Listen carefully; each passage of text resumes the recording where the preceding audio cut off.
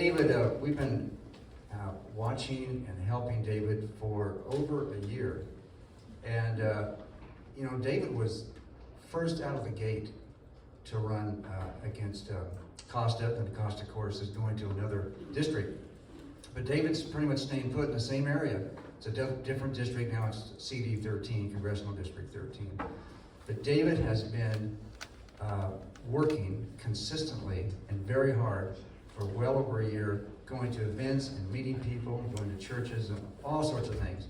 He's paid the price, and we're excited to hear David. And we've endorsed him already, but we wanted to have an update. Thank you.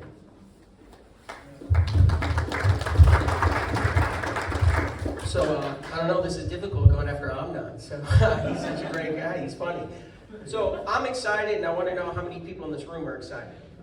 Everyone's saying? Good, that's good. So, I'll tell you why I'm excited. I'm excited because this year coming up, we have a chance for historic victories across the country, but even here in California. And it's not just that California is going to follow the country. Okay, we are actually going to lead a conservative comeback. And this seat right here, the Central Valley, is ground zero for Republicans to take back the state, to take back our country, and to save our country. And that's why I'm so excited, because this seat is our opportunity.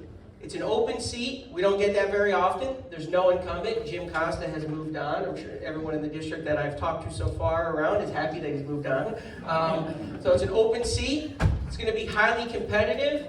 And we have a chance to plant a seed of conservatism that's going to take root, grow, spread throughout California and across the country.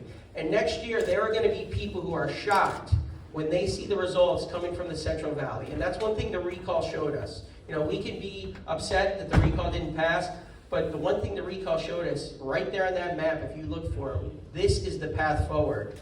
And this is where we are going to lead the country forward. So this is not a time for us to run from our conservative principles. It's a time for us to double down on them. We cannot be afraid to be who we are, because when we focus on the issues, when we talk to voters about the issues, Republicans win. It shows up in every poll.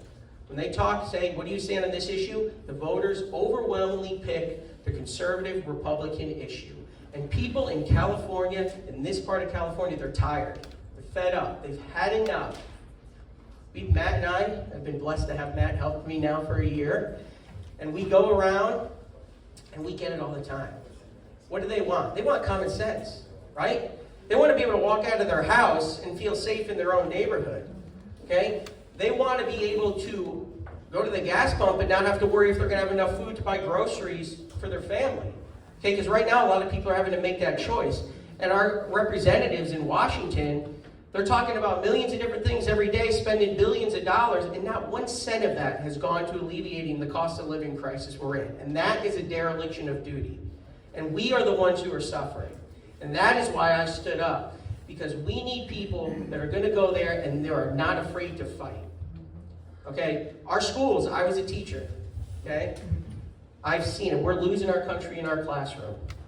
Okay? We need to get politics out of school. We need to promote school choice. And we need to get the government out of school and give control back to local communities, local parents, local teachers, because that is where the answer is.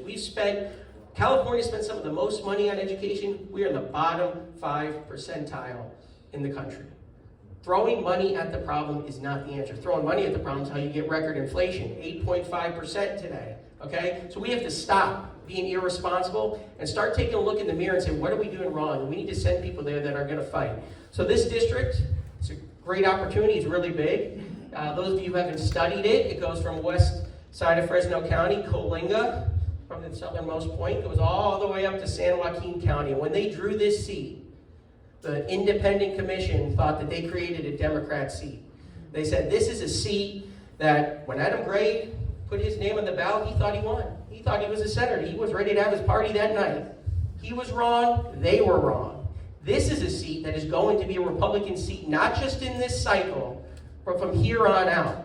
Because people here are tired. They want change. They're tired of politicians who are all talk, no action. They want people that are just like them, that are frustrated, that are ready to fight, And that's what I'm bringing to this race, and that's why we feel so good about it. We are doing the legwork. We've been out for a year, knocking on doors, going to events. Every day we're making voter contact.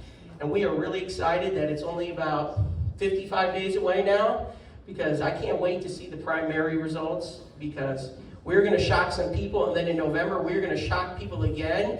And everyone in this room, if anyone tells you that Republicans cannot win in California, push back and you tell them no. We can win, we will win, and we're going to win all across this country, and we're going to win all across this state. So thank you.